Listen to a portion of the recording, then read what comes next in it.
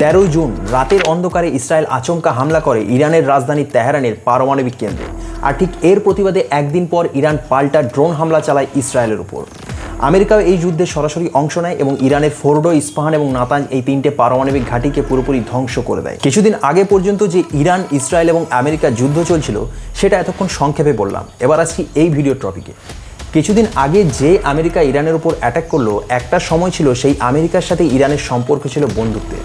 কিন্তু কী কারণে এই দুই বন্ধু দেশ শত্রুতে পরিণত হলো, অথবা আজকের দিনে দাঁড়িয়ে আমেরিকা ইরানকে এতটা ঘৃণার চোখে কেন দেখে, সেটাই এই ভিডিওতে আলোচনা করব। ভিডিওটা শেষ পর্যন্ত দেখুন।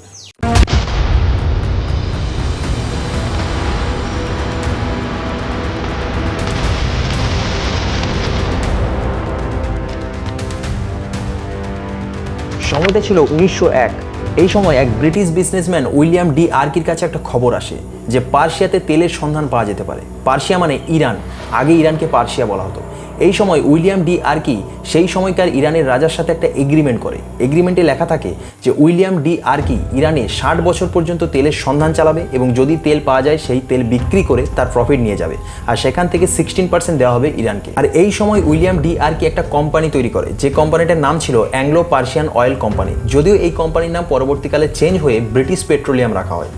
তখনও পর্যন্ত কিন্তু ইরানে কোনো রকম তেল পাওয়া যায়নি। এরপর সময় আসে 1908। ইরানে পাওয়া যায় তেলের সন্ধান। এগ্রিমেন্ট অনুযায়ী তেলের সমস্ত প্রফিট নিয়ে যেত ব্রিটিশ গভর্নমেন্ট, আর ইরানকে দিত মাত্র 16%। ফলে ইরানের সাধারণ মানুষের মধ্যে একটা ক্ষোভ সৃষ্টি হয়, কারণ তাদের নিজেদের দেশের জিনিস অন্য দেশ ভোগ করছে, এটা তারা কোনোভাবেই মেনে নিতে পারছিল না। ইরানের সাধারণ মানুষ রাস্তায় নামে এবং সেখানকার রাজার বিরুদ্ধে বিক্ষোভ করতে শুরু করে, কারণ তারা বলতে থাকে যে তাদের নিজেদের রাজা অন্য দেশের কাছে বিক্রি হয়ে গেছে এইসব। ফলে তখন ইরানের রাজার শাসন চলতো, আর এই রাজার শাসনের পাশাপাশি তখন একটা ইসলামিক কনস্টিটিউশন তৈরি করা হয়েছিল ইরানে, যেটাকে বলা হতো মজলিস। মানে চাইলে এরাও দেশের কোনো সিদ্ধান্ত নিতে পারতো, যেটার নাম দেওয়া হয়েছিল ইসলামিক কনসালটেটিভ অ্যাসেম্বলি। আর এই ব্রিটিশ গভর্নমেন্ট যেভাবে ইরানের তেলের পুরো প্রফিট নিয়ে যেত, সেটাকে এই মজলিস কোনোভাবেই সাপোর্ট করতো না। এবার আসছি দ্বিতীয় বিশ্বযুদ্ধের পরের সময়কালে। মানে দ্বিতীয় বিশ্বযুদ্ধের পর ইউএসএ ছাড়া বাকি দেশগুলির অবস্থা কিন্তু অনেকটাই খারাপ ছিল। মানে অন্যান্য দেশগুলির তুলনায় ইউএসএ তখন অনেকটাই পাওয়ারফুল ছিল, মানে মেন লিডার বলতে পারেন। আর এই সময় ইউএসএ একটা ইন্টারন্যাশনাল কনসোর্টিয়াম গঠন করে, যার অর্থ হলো এতদিন ইউকে ইরানের তেলের সমস্ত প্রফিট নিয়ে যেত, কিন্তু এরপর থেকে ইউএসএকেও তেলের প্রফিট দিতে হবে। আর এরপর থেকে ইউএসএ ইরানের সমস্ত ব্যাপারে মাথা ঘামাতে শুরু করে। এরপর সময় আসে 1951। মোহাম্মদ মোসাদ্দেক নামের একজন সামনে আসেন এবং প্রতিবাদ করতে শুরু করেন যে আমাদের দেশের জিনিস অন্য দেশ কেন নিয়ে যাবে।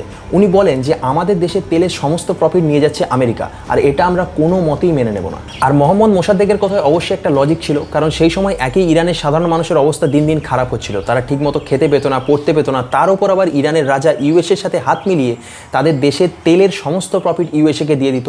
এর ফলে সাধারণ মানুষ মোহাম্মদ মোসাদ্দেককে ব্যাপকভাবে সাপোর্ট করতে শুরু করে। তারা রাস্তায় নামে, প্রতিবাদ করে, কাজকর্ম বন্ধ করে দেয়। এর ফলে মোহাম্মদ মোসাদ্দেক তখন তাদের দেশের তেলকে ন্যাশনালাইজড করে দেয়, যার অর্থ হলো অন্য কোনো দেশ এরপর থেকে তাদের তেলকে বেচতে পারবে না। এরপর থেকে ইরান তারা নিজেরাই নিজেদের তেলকে বিক্রি করবে অন্য দেশের কাছে। এর ফলে সেই সময় মোহাম্মদ মোসাদ্দেককে পিএম বানানো হয় ইরানের। আর এর ফলে ইরানকে অনেক সমস্যার সম্মুখীন হতে হয়। মানে এতদিন ইরান ইউএসের কাছ থেকে যে সমস্ত হেল্প পেত সেগুলো পুরোপুরিভাবে বন্ধ হয়ে যায়। আর ইরান যে ভেবেছিল তারা এরপর থেকে নিজেদের তেল অন্য দেশের কাছে বিক্রি করবে, সেটাও হয় না, কারণ কোনো দেশ ইরানের থেকে তেল কেনার জন্য রাজি ছিল না।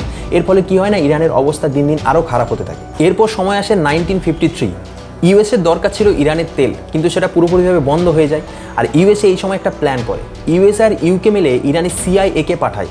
সিআইএ মানে হলো সেন্ট্রাল ইন্টেলিজেন্স এজেন্সিস। তাদের উদ্দেশ্য ছিল যে ইরানের মোহাম্মদ মোসাদ্দেককে পিএমের পদ থেকে হাঁটিয়ে দেওয়া, আর সেটাই হয়। মোহাম্মদ মোসাদ্দেককে পিএমের পদ থেকে হাঁটিয়ে দেওয়া হয় এবং মোহাম্মদ রেজা পেহেলভিকে পাওয়ারে আনা হয়। আর এই মোহাম্মদ রেজা পেহেলভি পুরোপুরি ইউএসএর কথাই চলতে থাকে। এর ফলে কি হয় না, আগের মতো আবার ইউএসএ ইরানের তেলের সমস্ত প্রফিট নিয়ে যেতে থাকে। আর এই মোহাম্মদ রেজা পেহেলভির আমলে ইরানে হয়েছিল হোয়াইট রেভলিউশন, যার মানে হলো ওমেন রাইটসকে ব্যাপক গুরুত্ব দেওয়া হয়েছিল। মানে সেই সময় মেয়েরা হিজাব পরতো না, নিজেদের ইচ্ছে মতো কাজকর্ম করতে পারতো, মুভি দেখতে পারতো, যেখানে খুশি যেতে পারতো। এগুলো যেমন একদিকে ঠিক ছিল, কিন্তু অন্যদিকে ইরানে যে সমস্ত গরিব মানুষরা ছিল তাদের অবস্থার কিন্তু কোনো রকম পরিবর্তন হয়নি। মানে তাদের অবস্থা দিন দিন আরও খারাপ হচ্ছিল। এর ফলে তাদের মধ্যে বেকারত্ব সহ অর্থনৈতিক দুর্দশা এক ব্যাপক অসন্তোষ সৃষ্টি করেছিল। এরপর সময় আসে 1963। এন্ট্রি নেয় আয়াতুল্লাহ রুহুল্লাহ খোমেনি। সেম জিনিস আবার হয়, মানে এর আগে মোহাম্মদ মোসাদ্দেক যার কথা বললাম তিনিও কিন্তু ইউএসের বিরুদ্ধে রুখে দাঁড়িয়েছিলেন এবং প্রতিবাদ করেছিলেন। ওই একইভাবে আবার আয়াতুল্লাহ রুহুল্লাহ খোমেনিও সেম জিনিস করতে থাকে, তিনিও প্রতিবাদ করতে শুরু করেন ইউএসের বিরুদ্ধে। তিনিও বলেন যে আমাদের দেশের জিনিস অন্য দেশ কেন নিয়ে যাবে, আমাদের দেশের তেল সেটার অধিকার শুধুমাত্র আমাদের, কিন্তু ইউএসএ তার প্রফিট নিয়ে যাচ্ছে, এটা আমরা কোনোভাবেই মানব না। এর ফলে সেখানকার সাধারণ মানুষ আয়াতুল্লাহ রুহুল্লাহ খোমেনিকে ব্যাপকভাবে সাপোর্ট করতে শুরু করে, ফলে তারা রাস্তায় নামে প্রতিবাদ করতে শুরু করে। আবার সেম জিনিস হয়, কাজকর্ম বন্ধ হয়ে যায়। এর ফলে কী হয়, দেশের মধ্যে একটা ব্যাপক অশান্তির সৃষ্টি হয়। আর যত দিন যায় এই প্রোটেস্ট আরও বাড়তে থাকে। ইরানের রাজা শাহ চিন্তায় পড়ে যায়, ফলে ইরানের রাজা আয়াতুল্লাহ রুহুল্লাহ খোমেনিকে দেশ থেকে বের করে দেন। কিন্তু এই প্রোটেস্ট কোনোভাবেই থামানো যায়নি। 1978 আস্তে আস্তে এই বিক্ষোভ একটা বিরাট আকার নেয়। মানুষজন খোমেনির ফটো হাতে নিয়ে রাস্তায় নামে এবং প্রোটেস্ট করতে শুরু করে। ইরানের মানুষের এই প্রতিবাদ ছিল ইউএসের বিরুদ্ধে, এটা ঠিক, কিন্তু ইরানের মানুষজন ইরানের যে রাজা শাহ তার উপরেও ব্যাপকভাবে রেগেছিল। আর এই সময় ইরানের রাজা দেশ ছেড়ে পালিয়ে যায়। এরপর সময় আসে 1979, আবার ইরানে ফিরে আসে আয়াতুল্লাহ রুহুল্লাহ খোমেনি এবং অবশেষে ইরান একটা ইসলামিক রিপাবলিক কান্ট্রিতে পরিণত হয়। আর এটাকেই বলা হয় ইসলামিক রেভলিউশন, যা ইরানকে পুরোপুরিভাবে বদলে দিয়েছিল। ইসলামিক রেভলিউশনের পর 4 নভেম্বর 1979 ইরানের মধ্যে যে ইউএসের অ্যাম্বাসি ছিল সেখানকার 52 জন অফিসারকে ইরানিয়ান স্টুডেন্টরা বন্দি করে রাখে প্রায় 444 দিন ধরে। এর মূল কারণ ছিল ইরানের সাধারণ মানুষের ইউএসের প্রতি এবং ইরানের রাজা শাহের প্রতি প্রচণ্ড রাগ ছিল।